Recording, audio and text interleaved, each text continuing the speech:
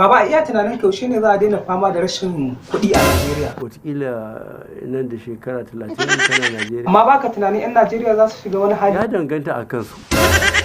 A'a baba, 'yan Najeriya suna so a sasanta. In suna so a sasanta sai a sasanta. Damar sasancin shine 'yan Najeriya suna so a ba su kuɗi.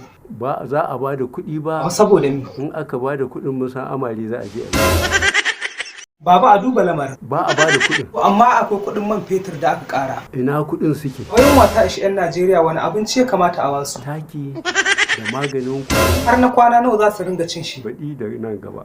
Amma ai baka ba su man da za su sanya mu abincin ba. Akwai iskan gas. Baba shine abinci 'yan Najeriya. Tambayi waɗanda suka wuce baya.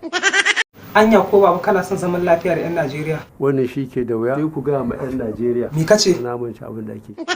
Ya su Zara. Suna nan da ransu da lafiyarsu. Na ji an ce za ka ƙara mulkan 'yan Najeriya. Ba ni ya ƙarawa.